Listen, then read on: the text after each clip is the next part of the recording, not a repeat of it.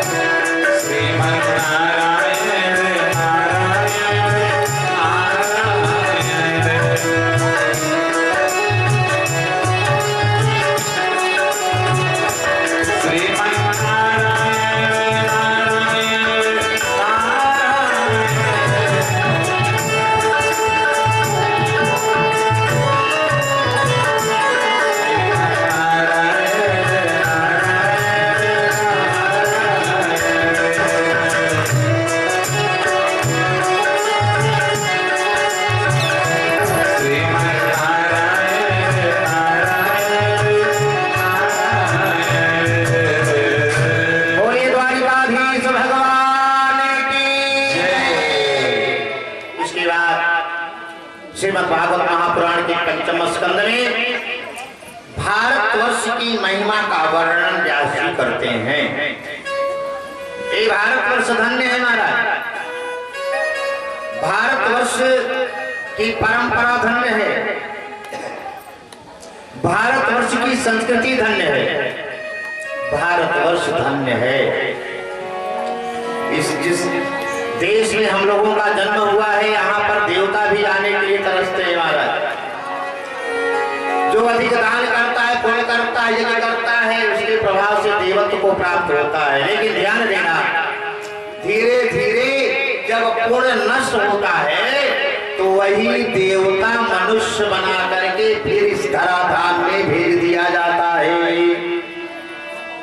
और देवताओं का पुण्य जब नष्ट होता है, देवताओं का पुण्य जब समाप्त होने को होता है, तब देवता लोग जान लेते हैं कि अब हमको मनुष्य के रूप में धराधाम में जाना है। तब देवता लोग जाकर के भगवान से प्रार्थना करते हैं।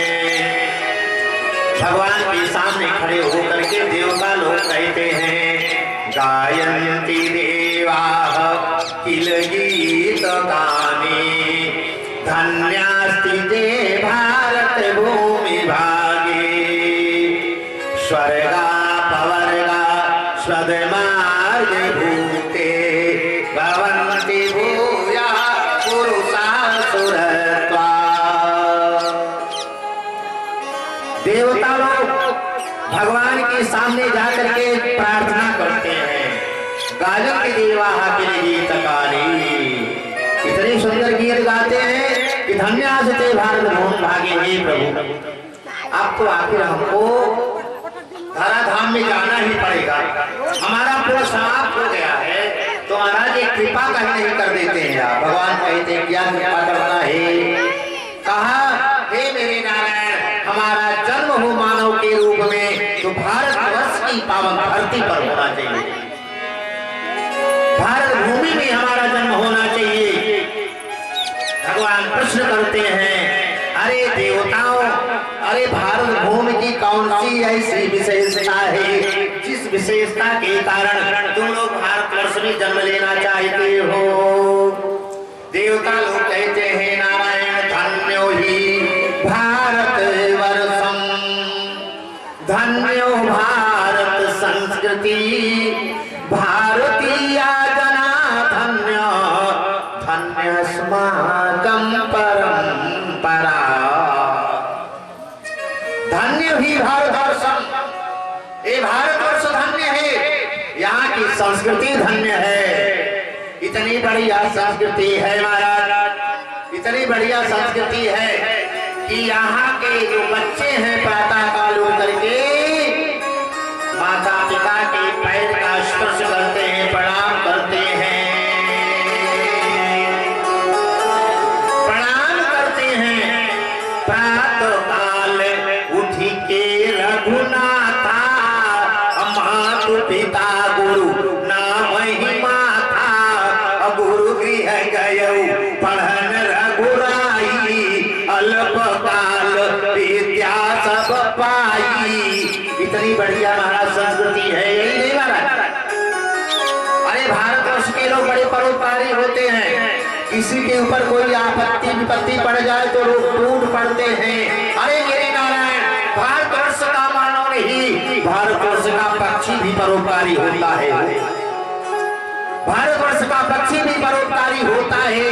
क्योंकि जिस समय सीता का हरण हुआ, भगवती सीता रोती हुई जा रही है, जगदीश देव रघुराया, अब के ही अपराध विसार हुदाया, लक्ष्मण तुम्हारा नहीं दोषा, असो फल पायहु कीन उरोसा, कय के मन जो कछु रहु, सो दुख लाग मोहित हितयु।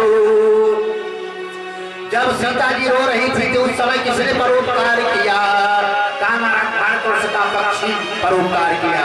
बहुत से लोग थे, किसी की हिम्मत नहीं पड़ी, लेकिन धन्य है वो भारतवर्ष का पक्षी जो परोपकार करने के लिए दौड़ पड़ा। अरे कहता है रे रे दुष्ट ठाढ़ दिन होई, अरे पक्षी कह रहा है रे रे दुष्ट ठाढ़ दिन होई, निर्भय चलसी न जाने सी मोही, अतः जाने की कुशल गृह जाऊं, नाही तयस होई है बहु बाहू।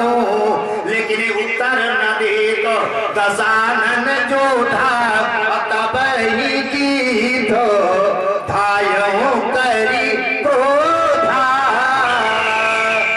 महाराज जरा हम लोग एक मिनट विचार करें, एक मिनट विचार करते हैं। कहा एक पक्षी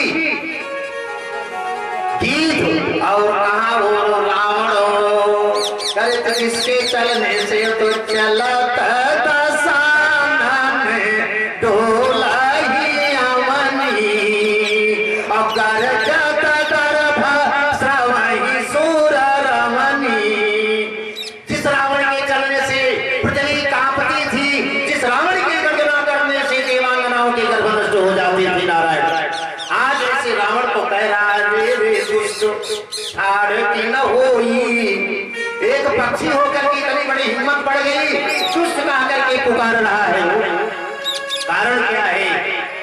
कारण ये है कि यह जो पक्षी है ये रावण से अधिक बलशाली है महाराज। इसलिए कह रहा है, एक बार मंदोदरी के सिर में पीड़ा हुई, तब रावण ने बहुत दवा किया लेकिन फायदा नहीं हुआ महाराज। रावण परेशान हो गया। रावण ने मंदोदरी से कहा, मंदोदरी मैंने इतना उपाय किया लेकिन दवा काम नहीं कर रही है, तुम्हारे सिर की पीड़ा ठीक नहीं हो रही है। मंदोदरी ने कहा एक उपाय कर लो कि अगर महाराज तो हमारे सिर की पीड़ा ठीक हो जाएगी। रावण ने कहा क्या करना है। मंदोदरी ने कहा देखो उस पर्वत पर दो पक्षी बैठे हैं और दो पक्षी हैं, एक गीधराज जटायु एक संपाति, दोनों भाई भाई हैं। एक पक्षी को मार करके उनका रक्त ला करके मेरे सिर में लगा दोगे तो मेरे सिर की पीड़ा ठीक हो जाएगी। उस समय रावण भाग चला और जैसे रावण गया, आज संपाति एक चोंच नीचे किया, एक आकाश में उठाया और बड़े जोर से सांस भरा, रावण को लीन लिया। रावण आज संपाति के पेट में चला गया। सामने गीधराज जटायु बैठे हैं। एक आध घंटा जब बीत गया, जटायु ने कहा भैया आप ही लिए रहोगे कि हमको भी मौका दोगे। तब संपाति ने कहा भैया दूंगा, और जब दूंगा कहिए तो का कहने पर मुंह खुल जाता है ना। कहा मैं दूंगा, दूंगा जैसे कहा उसे मुंह खुल गया, और जब मुंह खुल गया तो रावण माया भी था, निकल कर ये भाग गया। वही आज जटायु महाराज रे दुष्ट ठार की न होई, निर्भय जलसी न जाने सी मोही। क्या मेरे उस पराक्रम को नहीं जानते हो, मेरे उस शक्ति को नहीं जानते हो, जिस समय मेरे भाई संपाति ने अपने मुख में डाल करके तुमको पेट के अंदर रखा था रावण। आहा, देवता लोग आज प्रार्थना करते हैं भगवान भारत का मानव ही, भारत का पक्षी भी परोपकारी होता है। इसलिए धन्य ही भारतवर्षम, धन्यो भारत संस्कृति, भारतीय जना धन्य धन्य अस्माकं परंपरा। दूसरी विशेषता भारतवर्ष की क्या है? विश्व में इतने देश हैं, किसी देश के आगे बताओ माता शब्द जुड़ा है क्या? अमेरिका को अमेरिका माता कोई नहीं कहता, रूस को रूस माता नहीं कहता, चीन को चीन माता नहीं कहता, जापान को जापान माता नहीं कहता, लेकिन हम लोग बड़े गर्व के साथ जयकारा लगाते हैं भारत माता की जय नारायण। क्योंकि भारत एक ऐसा देश है जिस देश के आगे माता शब्द जुड़ा है, और इस भारतवर्ष में माता शब्द तो जुड़ा है, लेकिन जुड़ा होने के कारण इस भारत भूमि में, इस भारत देश में वो कौन सी नदी है जिस नदी के आगे सब माता शब्द लगा है? वो है गंगा माता। इस भारत देश में कौन सा पेड़ है जिस पेड़ के आगे माता शब्द लगा है? वह है तुलसी माता। इस भारत भूमि में कौन सा पशु है जिस पशु के आगे माता शब्द लगा है? वो है गौ माता। इसलिए धन्यो ही भारतवर्षम, धन्यो भारत संस्कृति, भारतीय जना धन्य धन्य अस्माकं परंपरा। भागवतकार ने श्रीमद् भागवत महापुराण के पंचम स्कंद में भारतवर्ष की महिमा का वर्णन किया। महाराज ये भारतवर्ष धन्य है, यहाँ की परंपरा धन्य है, यहाँ पर देवता भी आने के लिए तरसते हैं महाराज। इसलिए हम सब लोग परम बड़भागी हैं, भाग्यशाली हैं जो हम लोगों का जन्म भारतवर्ष में हुआ। आइए हम लोग भारतवर्ष की महिमा पर एक सुंदर गीत श्रवण करते हैं, उसके बाद कथा को आगे श्रवण करेंगे। बोलिए गोविंद भगवान की जय। कि जहाँ डाल डाल पर सोने की चिड़िया करती हैं बसेरा, जय हो। वो भारत देश है मेरा, वो भारत देश है मेरा।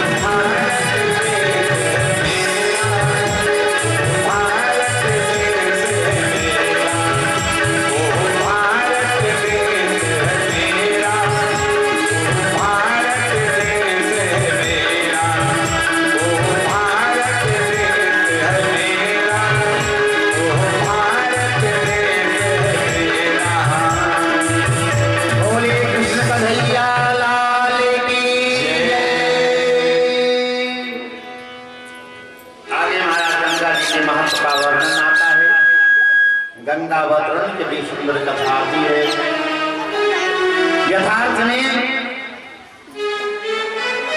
मानव जीवन में गंगा बुझ तुलसी दलम, गंगा जल और तुलसी दल का विशेष महत्व है। मरते हुए प्राणी के मुख में अगर गंगा जल डाल दिया जाए तो मुक्ति मिल जाती है, तुलसी दल डाल दिया जाए तो मुक्ति मिल जाती है, सोना डाल दिया जाए तो मुक्ति मिलती है। मरणे मुक्तिदायिनी, ये सब मुक्ति के साधन है। गंगा जी के महत्व का वर्णन किया है। माँ गंगे आप धन्य हैं, जो स्नान कर लेता है, दर्शन कर लेता है, पापों से मुक्त हो जाता है। कितना भी पाप करिए, अब गंगा नहा लिया तो समाप्त। गंगा जी का काम क्या है? गंगा पापम सती तापम धन्यम कल्पतरुतः। गंगा जी पाप को नष्ट करती हैं। गंगा पापम शशि तापम, चंद्रमा ताप को नष्ट करता है, कल्पतरु दरिद्रता को नष्ट करता है। एक बार नारद जी भगवान के पास गए, भगवान से पूछा, हे प्रभु, संसार में जो लोग पाप करते हैं, ये पाप कहाँ रहता है, पाप कैसे होता है? पाप तो मैंने नहीं देखा है, नारायण बताओ पाप कहाँ दिखेगा हमें? भगवान बड़े जोर से हंसे, नारद पाप देखना चाहते हो? पाप देखना चाहते हो तो इस समय माघ का महीना है, तीर्थराज प्रयाग की पावन धरती पर चले जाओ। बहुत से लोग कल्पवास कर रहे हैं, गंगा में स्नान करते हैं, पाप धो देते हैं और वहीं तक में पाप का पहाड़ दिखने को दिखाई देगा। नारद जी भाग करके आए तीर्थराज प्रयाग की पावन धरती पर, गंगा मैया की स्तुति किया, हे मैया जरा बाहर निकलो, प्रकट हो जाओ। गंगा जी प्रकट हो गई हैं। गंगा मैया ने कहा, ये नारद बताइए कैसे आगमन हुआ, कैसे आगमन हुआ? नारद जी ने कहा, हे मैया, जिस पाप को तुम स्नानार्थियों से ग्रहण करती हो ना, उस पाप को मैं देखने आया। गंगा जी हंस पड़ी बड़े जोर से। गंगा जी ने कहा, हे नारद, पाप को तो मैं जरूर ग्रहण करती हूँ, लेकिन पाप को लेने के बाद मैं अपने पास नहीं रखती। नारद, अगर पाप देखना है तो सीधे चले जाओ समुद्र के पास। मैं स्नानार्थियों से पाप को ग्रहण करती हूँ, बात ठीक है, गंगा जी ने कहा, लेकिन पाप को ग्रहण करने के बाद मैं सीधे समुद्र के हवाले कर देती हूँ, क्योंकि पाप को तो आप समुद्र के पास जाओ, पाप दिखने को मिलेगा। नारद जी समुद्र के पास गए, समुद्र से प्रार्थना किया, समुद्र प्रकट हो गए। समुद्र ने कहा, नारद बहुत दिन के बाद आगमन हुआ है, बताओ क्या सेवा है? नारद जी ने कहा, हे समुद्र, जिस पाप को तुम गंगा जी से ग्रहण करते हो, उस पाप को जरा मुझे दिखाओ। समुद्र बड़े जोर से हंसने लगा। समुद्र ने कहा, महाराज, मैं पाप को लेता हूँ, बात ठीक है, लेकिन पाप को लेने के बाद मैं अभी अपने पास नहीं रखता। नारद जी ने कहा, फिर क्या करते हो? कहा, उस पाप को मैं देवराज इंद्र के पास भेज देता हूँ। अच्छा, नारद जी देवराज इंद्र के पास गए। इंद्र ने देखा कि नारद जी आए हैं, कूद पड़े महाराज सिंहासन से नीचे। आइए महाराज बैठिए। बाबा, बहुत दिन के बाद आगमन हुआ है, बताइए क्या सेवा है? नारद जी ने कहा, इंद्र, ज्यादा समय हमारे पास नहीं है रुकने के लिए। एक बात बताओ, जो तुम पाप ग्रहण करते हो समुद्र से, वो पाप कहाँ है? जरा मुझे दिखा दो, मैं तुरंत भाग जाऊंगा यहाँ से। इंद्र ने कहा, बाबा, बात तो आप ठीक कहते हो, पाप को मैं ग्रहण तो करता हूँ, लेकिन हे बाबा सुनो, मैं उस पाप को लेकर के अपने पास नहीं रहता। नारद ने कहा, फिर क्या करते हो भाई? इंद्र ने कहा, उस पाप को लेकर के मैं जो आकाश मंडल में बादल हैं, इन बादलों में थोड़ा थोड़ा पाप मैं बांट देता हूँ। और ये बाबा सुन लो, यही बादल जब वृष्टि करते हैं धराधाम में, तो पाप युक्त वृष्टि करते हैं, उसी जल के साथ ही पाप भरा धाम में जाकर के फैल जाता है। इसलिए आप मृतलोक जाओ, मृतलोक में पाप देखने को मिलेगा। हमारा नारद जी आए हैं, मृतलोक में घूम रहे हैं, पाप कहाँ दिखे।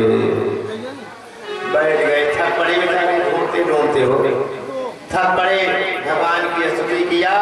संचिंतित भगवत शरणारविंदम वज्रांकुशध्वज सरोरुहलाक्षनाट्यम उत्तुंगरिल सन्नक चक्रवाला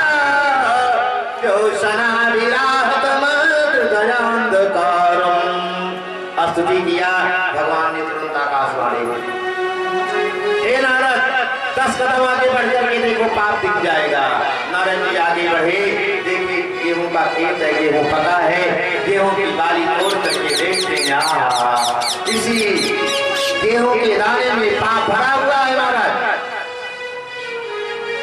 पाप भरा हुआ है।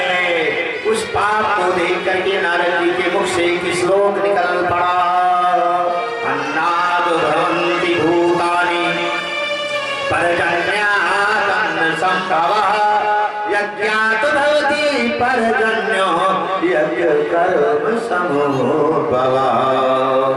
इसलिए गंगा जी पाप को नष्ट करती हैं। गंगा जी का काम है पाप को नष्ट करना।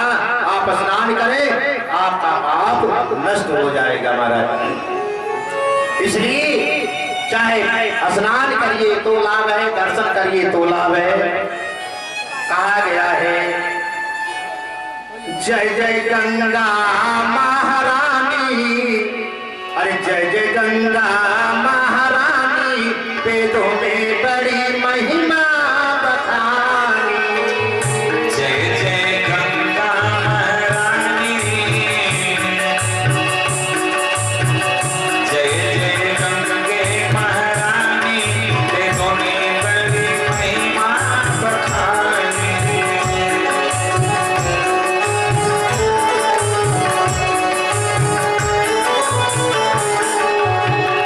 जय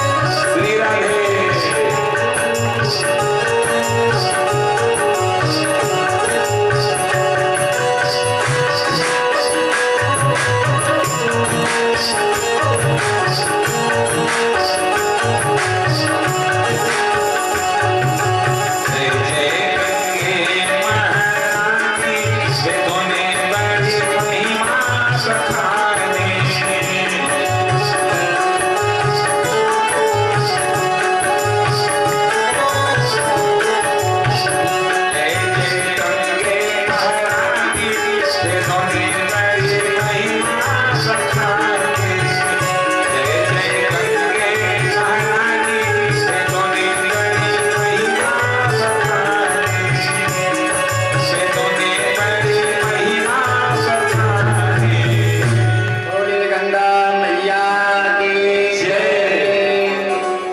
कहा महाराज गंगा जल ही नहीं, गंगा जी का रेता भी मुक्तिदायी होता है, मुक्ति को प्राप्त कराता है। गंगा जी की बालू भी एक कण अगर पड़ जाए मुख में तब भी उसकी सदगति हो जाती है मेरी नारायण। सींग से और उसके सींग में गंगा जी की बालू लगी थी, वही सांड दौड़ता दौड़ता आया उस बच्चे के पेट में सींग भोंक दिया।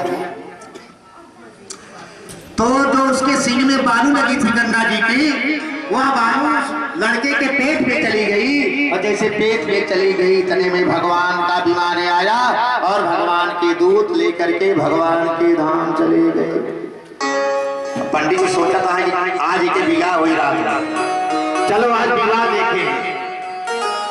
अब उस बच्चे का वही अंतिम संस्कार कर दिया और उसके बाद महाराज धीरे धीरे धीरे धीरे पंडित जी आए उसी जंगल में जहां रुके थे वहीं पर फिर रुके और फिर वहीं पर गए जहां भूत प्रेत सब कर रहे थे। पंडित जी गए देखे तो सारा भूत प्रेत सब रोवत रहे मोड़ पीट के। पंडित जी कहे कहो काहे तो सब रोवत आज, कल तो हंस रहे थे नाच गाना कर रहे थे, आज काहे को रो रहे हो? विवाह नहीं होगा क्या? भूतों प्रेतों ने कहा महाराज विवाह कैसे हो?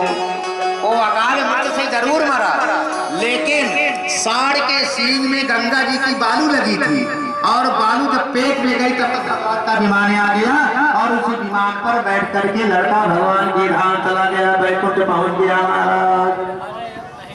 कहने का तात्पर्य गंगा जल ही नहीं, गंगा का रेता, गंगा की बालू अगर शरीर के अंदर चली जाती है और प्राण निकलता है तब उसे भगवान का धाम प्राप्त होता है महाराज। इसलिए श्रीमद् भागवत महापुराण में गंगा जी के महत्व का वर्णन करते हैं और अंत में इसमें महाराज नरकों का वर्णन करते हैं। नरक कितने प्रकार के हैं कि जो स्वर्ग से चली कर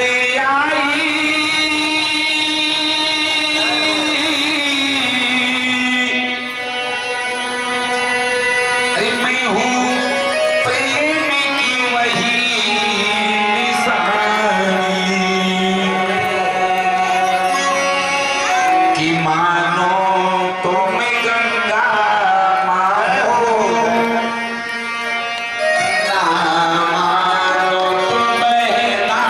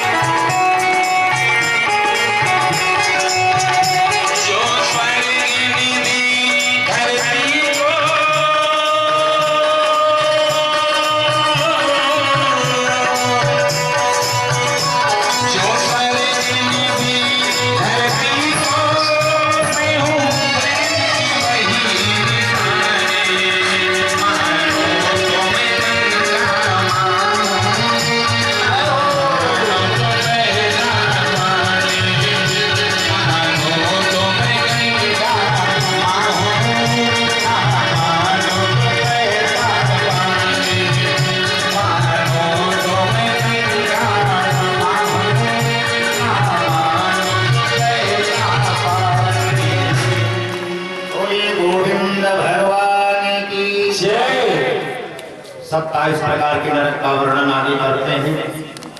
उसके बाद राजा परीक्षित ने कहा, महाराज रामोपाख्यान की कथा सुनो। रहते हमारी पार्टी में, खाते हमारी पार्टी में, और यज्ञ का भाग राक्षसों को दे रहे हैं, तो अन्याय कर रहे हैं ना। इंद्र क्रोधित होकर के वज्र को उठा करके विश्वरूप को मार डाले, उनका तीनों सिर कट गया, और विश्वरूप जब मर गए तो ब्रह्म हत्या उनके पीछे दौड़ पड़ी। ब्रह्म हत्या काली काली वह ब्रह्म हत्या आज महाराज इंद्र के पीछे दौड़ पड़ी। इंद्र हाय हाय करके भागने लगे पृथ्वी पर चारों तरफ। देवताओं ने कहा, महाराज इसको ब्रह्म हत्या को 4 भागों में विभक्त करके बांट दो, मुक्त हो जाओगे। उसी समय इंद्र ने ब्रह्म हत्या को 4 भागों में बांटा। पहला भाग पृथ्वी को दिया। पृथ्वी में जो ऊसर लगता है, ऊसर दिखाई देता है, ये ब्रह्म हत्या है। दूसरा भाग वृक्ष को दिया। वृक्ष में जो गोंद दिखता है, गोंद ही ब्रह्म हत्या है। तीसरा भाग नदी को दिया। नदी में जो फेना बहता है, यही ब्रह्म हत्या है। और चौथा भाग स्त्रियों को प्रदान कर दिया। माताएं जो रजस्वला अवस्था को प्राप्त होती हैं, वही ब्रह्म हत्या है। महाराज इसीलिए पुराण में लिखा है, रजस्वला स्त्रियों का स्पर्श नहीं करना चाहिए, क्योंकि 3 दिन तक स्पर्श करने योग्य नहीं होती हैं। प्रथमे अहनि चांडाली, द्वितीये ब्रह्मघातिनी, तृतीये रजती हेता, चतुर्थे दिन सुभावा। तो पूछा, महाराज कौन सा अपराध इन्होंने किया जो 3 दिन तक स्पर्श नहीं करना चाहिए? तो व्यास जी ने लिखा, प्रथमे अहनि चांडाली, इनका पहला दिन चांद डालने का रूप होता है। दूसरा दिन द्वितीय ब्रह्मघातनी, दूसरा दिन ब्रह्मघातनी का रूप होता है। तीसरा दिन भोमिनी का रूप होता है। इसलिए चतुर्थे दिन शुभः, चौथा दिन शुभ होता है। लेकिन 7 दिन तक पूजा नहीं करना चाहिए। पूजा के योग 7 दिन तक नहीं रहते हैं। ब्रह्म हत्या को मैंने 4 भाग में बांट दिया। इंद्र अब इतने में विश्वरूप का जब वध हो गया, तो उनके पिता तुष्टा ने विचार किया कि हमारे बेटे को मार दिया। एक हवन करने लगे। हवन कुंड से वीर काय पुरुष प्रकट हो गया, जिसका नाम वृत्तासुर रखा। वृत्तासुर ने कहा, पिताजी बताओ किस लिए पैदा किए हो, क्या करना है? आज तुष्टा ने कहा, बेटा इंद्र को जाकर के इंद्र की सेना को मार डालो और इंद्र की हत्या कर दो। वृत्तासुर दौड़ पड़ा। आज महाराज जब वृत्तासुर दौड़ पड़ा तो सारे देवता व्याकुल हो गए। महाराज लड़ाई में किसी की हिम्मत न पड़े उसके सामने हो। वह विजय प्राप्त कर लिया देवताओं पर। देवता लोग रोते रोते ब्रह्मा के पास गए, अरे ब्रह्मा ये कैसे होगा? अब तो वृत्तासुर संपूर्ण देवलोक पर कब्जा करना चाहता है। ब्रह्मा जी ने कहा, एक काम कर लो तो काम बन जाए। देवताओं ने कहा, बताओ। कहा, तुम लोग ऐसा करो कि इस समय दधीच जी महाराज बैठे हैं, और दधीच जी के पास जा करके उनसे हड्डी की याचना कर लो। महाराज अपनी हड्डी दे दो, और दधीच की हड्डी का जब विश्वकर्मा वज्र बनाएंगे तो उसी वज्र से वृत्तासुर का वध हो सकता है। संत तुलसी बड़ा सुंदर लिखते हैं, शिवी दधीच हरिश्चंद्र रेसा, किसी दधीच हरिश्चंद्र रेसा,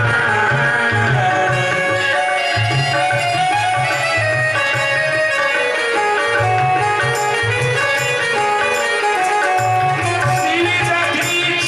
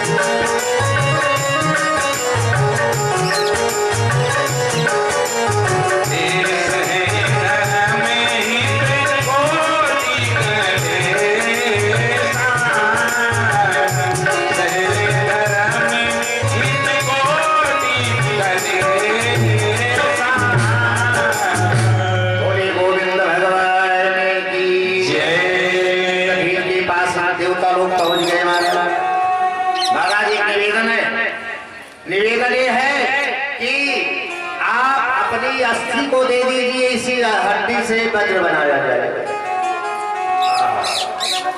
धर्म हेतु अतिशय कलेशा, धर्म के लिए भी कष्ट सहना पड़ता है महाराज। ऐसे दावी हुए अपने प्राण को निकाल करके अपनी हड्डी को न्यौछावर कर देते हैं। उसी हड्डी से महाराज विश्वकर्मा ने वज्र बनाया और वज्र बना करके तब इंद्र ने ले लिया और जाकर के वृत्तासुर से युद्ध करने लगे। वृत्तासुर से युद्ध करने लगे। बड़ा बलशाली था वृत्तासुर महाराज। एक बार क्रोध में आकर के वृत्तासुर बड़े जोर से इंद्र को ऐरावत हाथी सहित ईद लिया अपने पेट में। देवता लोग आश्चर्य में पड़ गए।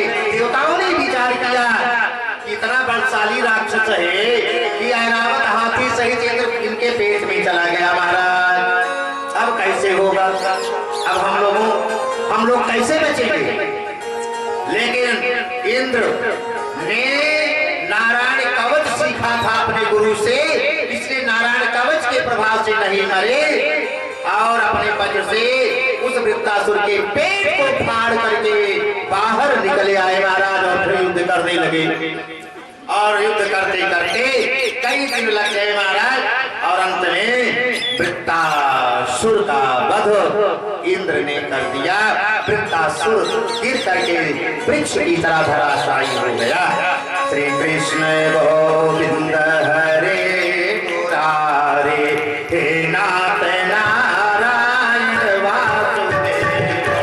श्री कृष्ण गोविंद हरे मुरारे, हे नाथ नारायण वासुदेव।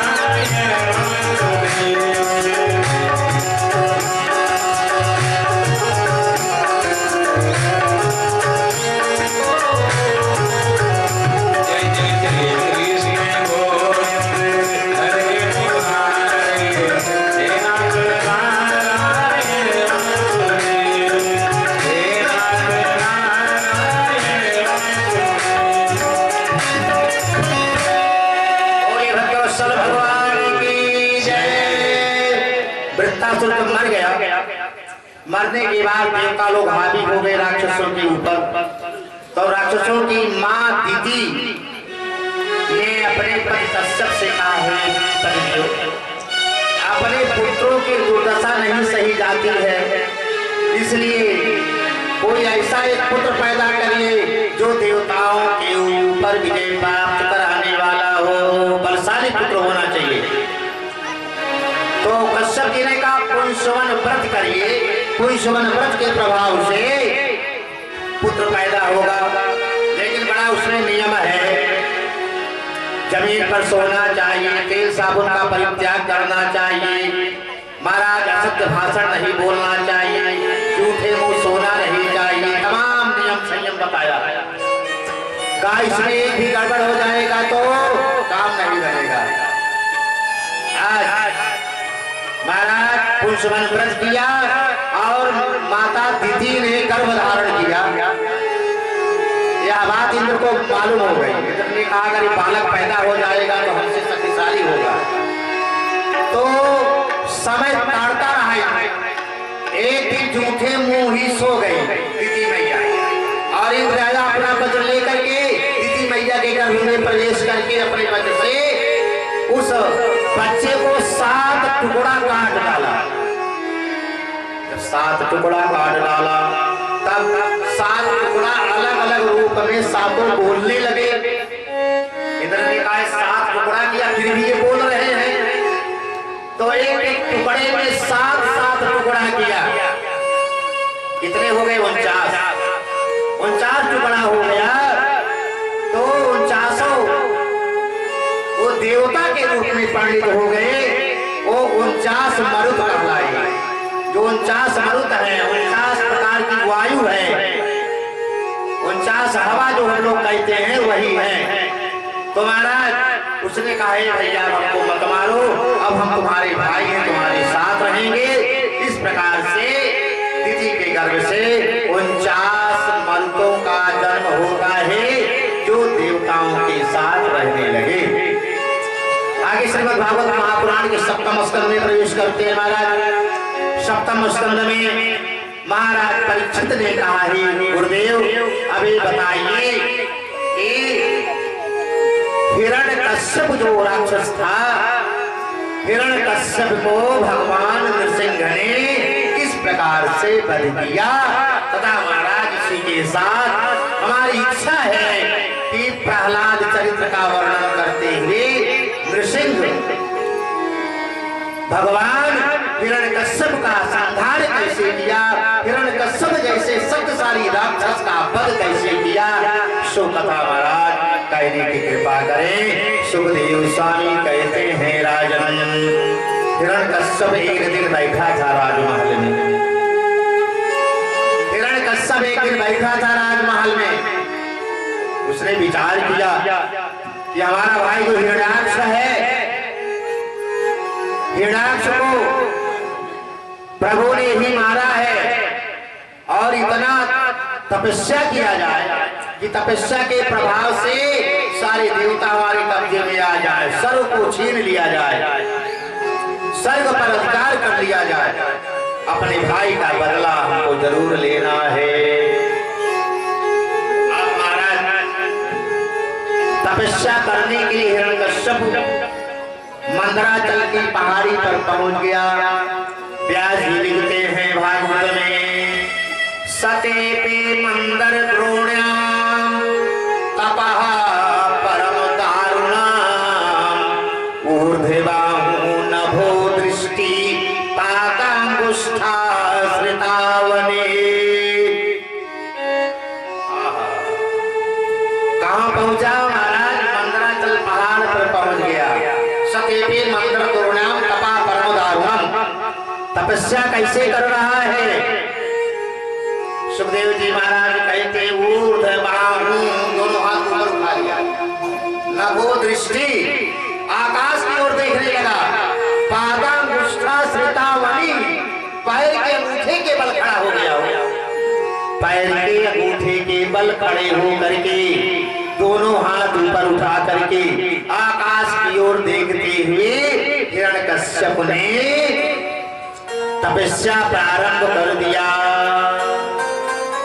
बहुत दिन हो गया तपस्या करते करते महाराज, यहाँ तक स्थिति हो गई, जड़ चेतन सब क्षुब्ध हो गए महाराज, सबकी सांसें बंद होने लगी।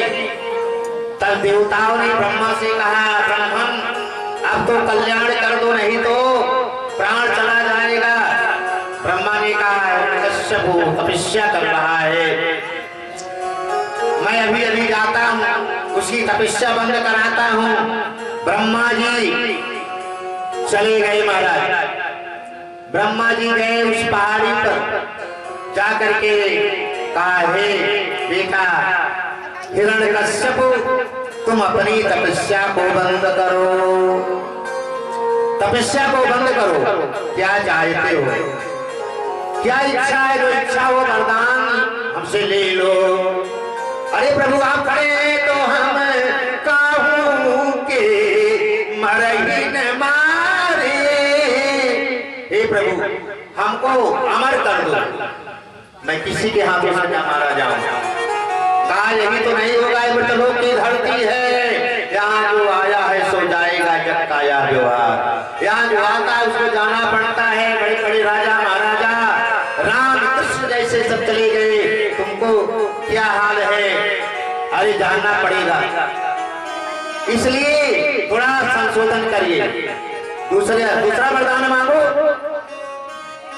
अब वो कितने बुद्धिमत्ता से वरदान मांग रहा है। अरे महाराज सुन लो, ब्रह्मा जी, ना तो हम दिन में मरे ना तो रात में मरे, रात दिन के अलावा कुछ होता ही नहीं है, इसमें नहीं मरेंगे तो अमर रहेंगे।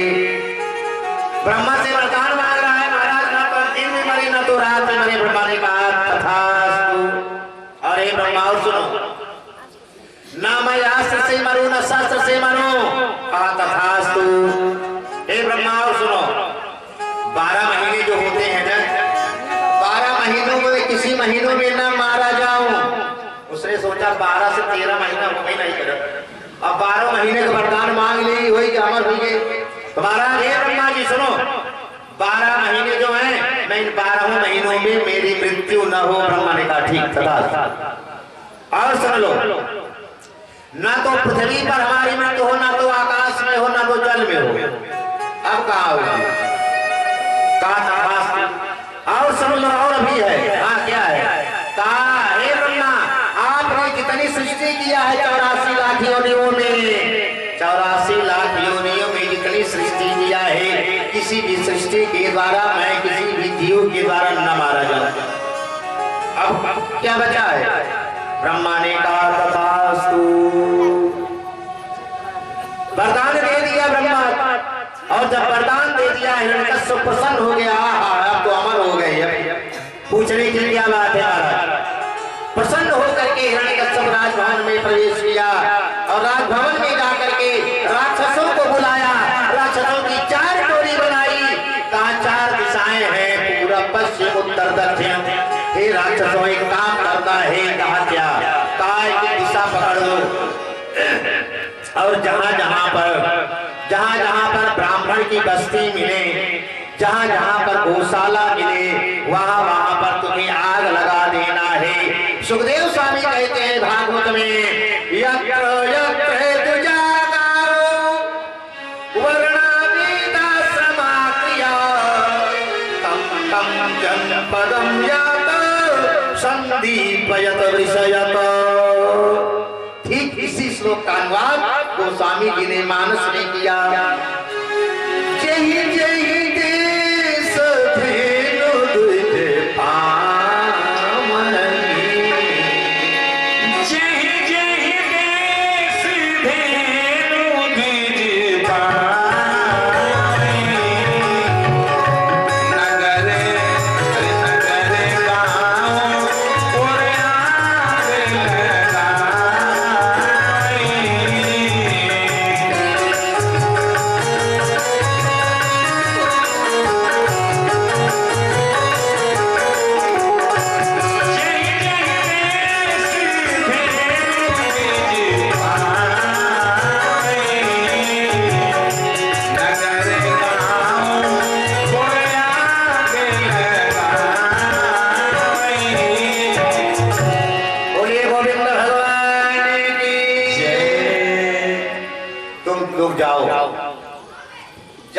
आग बस्तियां मिल जाए, गौशाला मिल जाए, वहां पर आग लगा देना। महाराज सारे राक्षस दौड़ पड़े, हाहाकार मच गया, बड़ा उपद्रव हो रहा है। वो जान रहा है कि जब तक ब्राह्मण नहीं मारे जाएंगे, जब तक गैया नहीं मारी जाएंगी, तब तक भगवान का प्राकट्य नहीं होगा, क्योंकि भगवान का प्राकट्य, भगवान का अवतार केवल गोविंद हितकारी, गाय और ब्राह्मण के कल्याण के लिए भगवान का प्राकट्य होता है, भगवान का अवतार होता है। इसलिए अत्याचार करना शुरू कर दिया। और इसी बीच में महाराज हिरण्यकश्यप की पत्नी जो कयाधु थी, कयाधु गर्भवती थी और उसको एक बालक पैदा हो गया। प्रसव कक्ष में एक बालक पैदा हुआ जिनका नाम प्रहलाद रखा गया। जन्म लीन प्रहलाद भयो तेहि आनंद धारी। जन्म लीने प्रहलाद भयो यति आनंद धारी।